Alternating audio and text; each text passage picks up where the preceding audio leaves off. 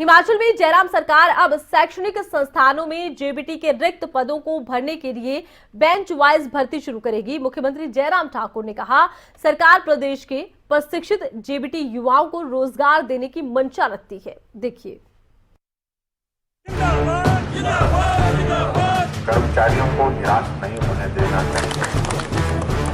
अब प्रदेश के प्रशिक्षित जेबीटी युवाओं को रोजगार के पर्याप्त अवसर प्रदान करने के लिए राज्य सरकार तेजी से काम कर रही है, जिसके चलते प्रदेश में जल्द ही शैक्षणिक संस्थानों में जेबीटी के रिक्त पदों को भरने के लिए बैच वाइज भर्ती शुरू की जाएगी, जिसकी जानकारी मुख्यमंत्री जयराम ठाकुर ने विधानसभा परिसर में हिमाचल शिक्षक महासंघ के एक प्रतिनिधि मंडल को संबोधित करते हुए दी। मुख्यमंत्री ने कहा, शिक्षा विभाग संभवतः सबसे बड़ा विभाग है जहां सबसे अधिक कर्मचारी कार्यरत हैं।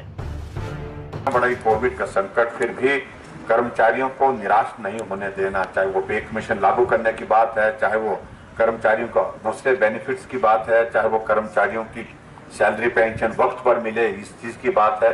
हमने कोशिश की है इस हिमाचल प्रदेश में कि कर्मचारियों की दिहाड़ी, कर्मचारियों की सैलरी एक भी दिन डिले ना हो इस कोविड के संकट में, और ना ही तो पेंशन धारक है उनकी भी पेंशन एक दिन भी डिले ना हो इस कोविड के संकट में। आप सबका बहुत बड़ा सहयोग मिला है, और ये अब का ये जो हमारा कार्यकाल जो 4 साल का बीता है, इसमें हम एक दूसरे के साथी बन करके आगे बढ़े।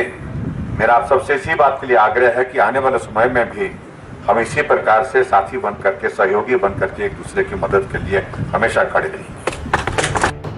वहीं इस दौरान सीएम ने कहा, शिक्षकों की सभी उचित मांगों पर सहानुभूति पूर्वक विचार किया जाएगा, और कहा कि महामारी के बावजूद कर्मचारियों के वेतन में एक दिन की भी देरी नहीं हुई है। इसके साथ ही सीएम ने आभार व्यक्त करने आए कर्मचारियों का अभिवादन स्वीकार किया।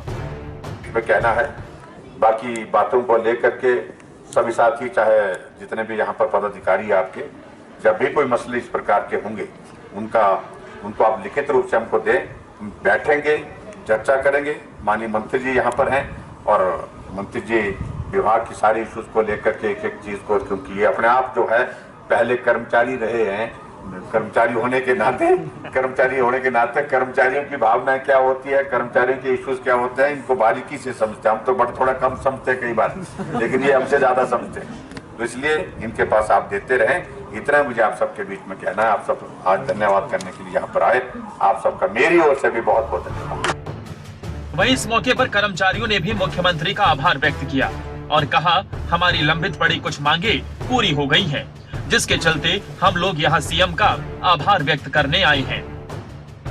कि पिछले दिनों हमारी तकनीकी कर्मचारियों की संख्या समस्या बहुत सारी लंबित थी, लेकिन उनमें से कुछ माननीय मुख्यमंत्री के काल में सॉल्व उसका निराकरण हुआ है। जूनियर टीममेट्स थे, जैसे 5 से 3 साल क्राइटेरिया कम करना था, तो उसमें माननीय मुख्यमंत्री के घोषणा के बावजूद जो है वो अभी इम्प्लीमेंट हो गया है। बाकी जैसे एसएससी से, लाइनमैन से, एलएम से क्राइटेरिया कम करने की है, तो अभी बोर्ड प्रबंधक के वर्ग के पास लंबित पड़ी है। हमने इन सब चीज़ों को माननीय मुख्यमंत्री के भी ध्यान में लाया है, और जिस प्रकार से प्रदेश प्रबंधन वर्ग जो हमारी फोन पे कई बार बात नहीं सुनते, तो भी माननीय मुख्यमंत्री के ध्यान में हमने लाया है। फिलहाल मुख्यमंत्री जयराम ठाकुर ने कहा, आगामी वित्त वर्ष के बजट में ये भी घोषणा की गई है कि टीजीटी से पदोन्नत प्रवक्ता को मुख्य अध्यापक के रूप में पदोन्नति के लिए एक बार विकल्प दिया जाएगा। उन्होंने कहा कि शिक्षा क्षेत्र के लिए साल 2022-23 के दौरान 8,412 करोड़ रुपए का बजट प्रावधान किया गया है। अरुण ओनियाल, शिमला, खबरें अभी तक।